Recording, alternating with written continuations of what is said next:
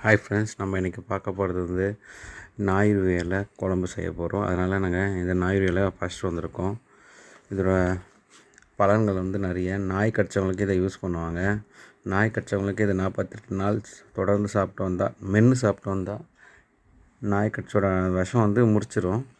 ஏன்னா நாய் கடிக்கு மருந்து இருக்குது தான், ஆனால் கரெக்டாக ஃபாலோ பண்ணலான்னு உடனே போடலான்னா அவங்களுக்கு வெறி பிடிச்ச மாதிரி ஆகிடுவாங்க. அப்புறம் இதோட பலன் இன்னொன்று வந்து வேர் கூட நல்ல மருந்து. வேர்லேருந்து இலை, அப்புறம் இந்த விதை இருக்குது பார்த்திங்களா, அது ரொம்ப முக்கியம். அது ரொம்ப நல்லது உடம்புக்கு. அப்புறம் இதை மென்று சாப்பிட்டோன்னா ரொம்ப சக்தி வாய்ந்தது இந்த ஞாயிறு இலை. இதை நம்ம இன்றைக்கி என்ன பண்ண போகிறோன்னா, இது இலையை வச்சு தான் குழம்பு பண்ண போகிறோம். வேர் அதுக்கு ஒரு கடாயில் எண்ணெய் ஊற்றிக்கிட்டு கொஞ்சம் மிளகு போட்டு வறுத்துக்குவோம். மிளகு, கொஞ்சம் சீரகம். ஃபஸ்ட்டு மிளகு நல்லா பொன்முறைலாம் வறுத்துக்கணும். நல்லா கொதிச்சிட்ருக்கு. அப்புறம் என்னென்னா, ஞாயிறு இலை என்ன சொல்லுவாங்கன்னா, இந்த வெட்டுக்காயத்துக்கெலாம் ரொம்ப யூஸ்ஃபுல்லான மூலிகை இது. எங்கள் வெட்டுக்காயத்தில் நல்லா அரைச்சி அப்படி பத்து மாதிரி போட்டிங்கன்னா இந்த காயம் உடனே ஆறி போயிடும். இப்போது நம்ம என்ன பண்ணலாம், ஞாயிறு இலையை கொஞ்சம் நல்லா க்ளீன் பண்ணி வச்சுருக்கோம். அப்புறம் கொஞ்சம் சீரகத்தை இதில் போடலாம். நல்லா கடுகு பொரிஞ்சு வந்த பிறகு போடணும். மிளகு நல்லா வதக்குறோம். வதக்கிட்டு உடனே சீரகத்தை போடணும். இது நல்லா பொன்முறையில் வறுத்துக்கணும். வறுத்துக்கிட்ட பிறகு அப்புறம் நம்ம கழுவி வச்சுருக்க ஞாயிறு இலையை கொஞ்சம் போட்டு வச்சிடலாம். நல்லா பொன்முறைலாம் வதக்கணும். ரொம்ப மீடியமாக வதக்கினா கூட போதும். நல்லா வதக்கிட்டு ஒரு மிக்ஸி ஜாரில் போட்டு அரைச்சிக்கணும். இதோட நம்ம என்ன பண்ணுறோம், வெள்ளை மிளகு சேர்த்துக்கிறோம். வெள்ளை மிளகு நல்லது உடம்புக்கு. ஞாயிறு இலை பயன்கள் வந்து மூல நோய்க்கு நல்லது ரொம்ப. இந்த குழம்பு வச்சு சாப்பிட்டாலோ இல்லை துவையல் எடுத்து சாப்பிட்டாலோ ரொம்ப நல்லது மூல நோய்க்கு. அப்புறம் என்ன சொல்லுவாங்க, நாய் கடிக்கு, மெயின் நாய் கடிக்கு. அப்புறம் வெட்டுக்காயெல்லாம் ஆறும். அது மேலே அப்ளை பண்ணோன்னா நம்ம 2 வழியாக யூஸ் பண்ணலாம். உடம்பு உள் வழியாகவும் எடுத்துக்கலாம், மேலேயும் அப்ளை பண்ணலாம். ஸ்கின்னுக்கும் நல்லது இந்த ஞாயிறு இலை. இப்போ நல்லா வதக்கிட்டோம். நல்லா வதக்கிட்டு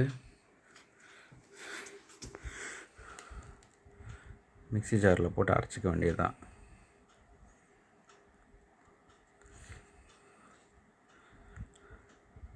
ரொம்ப வதக்கிடக்கூடாது, கொஞ்சம் ஓரளவுக்கு வதக்கினாலே போதும்.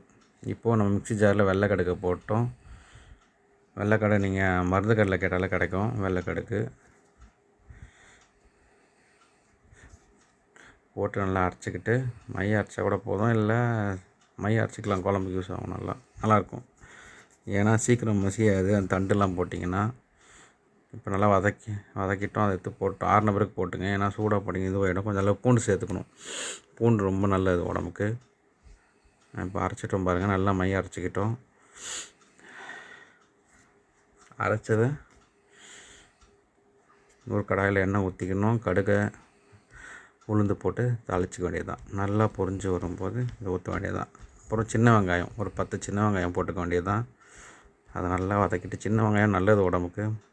நிறைய மருத்துவ குணம் வந்தது. இப்போ கொஞ்சம் ஒரு தக்காளி எடுத்து அரைச்சிக்கலாம்.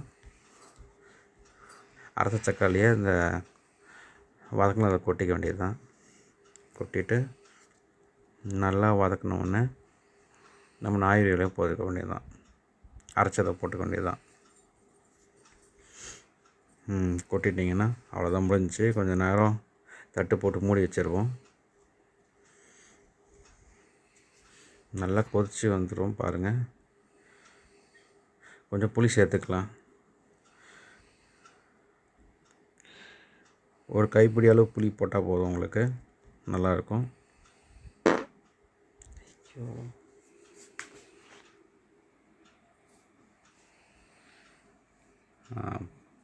நல்லாச்சும் சேர்த்துட்டு ஒரு கலக்கிட வேண்டியது தான்.